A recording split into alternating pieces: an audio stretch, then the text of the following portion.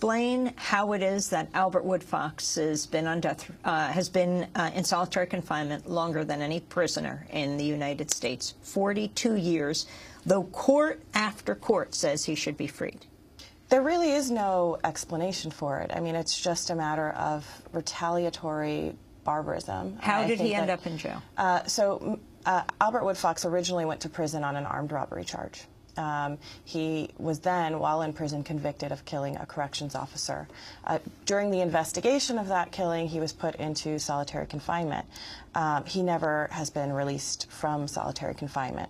There have been 2 intervening periods where when he was retried in 1998, he was held in a parish facility for 3 years. In the general population, at that point, no incidents whatsoever. Once the conviction was gotten for the second time, again without a fair trial, he was put back into solitary confinement. In 2008, he was put into a dorm for about 8 to 9 months. When we got relief on his ineffective assistance of counsel claims at that point, we sought bail. And in what we believe was a retaliatory move, they moved him out of the dorm and back into solitary for no legitimate penological reason. And explain the case within the prison when he was brought up on charges of murder, attempted murder of a guard.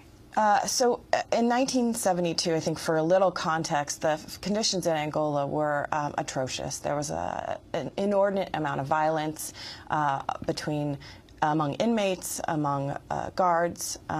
Albert and Herman Wallace being the 3rd member of the Angola 3 who passed away last year after having his conviction overturned, began organizing inmates as members of the Black Panther Party. And their primary goal in organizing inmates was to protect others from prison rape. And so that earned them the ire of an administration that was itself under a big change. They'd been ordered to integrate their prison administration. So there were some antagonisms and frictions among the prison officials and guards.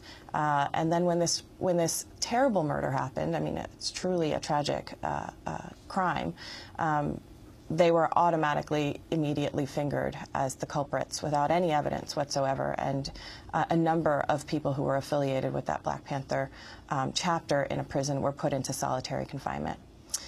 Even the guard's wife has said that they should be freed. Even when Herman was alive, she did not believe they were responsible for the guard's death. And we're thinking that it is high time that the state just let it go. There is nothing else that can be done. Albert has proven time and time again that he's actually innocent of this crime. All evidence shows that he was innocent of this crime, that he should not have even been convicted or should not have been even charged with this crime. So the question is, what happens now, Corinne? So the court ruled that exactly what? The court ruled that the conviction is a bad conviction and that he has to be released or retried. So the ball in terms of what happens now is in effect in the state's court again. They have a few options. They can seek a rehearing of this panel. They can seek en banc review of the whole Fifth Circuit, or they can appeal to the Supreme Court. They could also decide that enough's enough, that Mr. Woodfox has served 42 hard years in Louisiana prison, and this is no longer a wise use of the state's resources.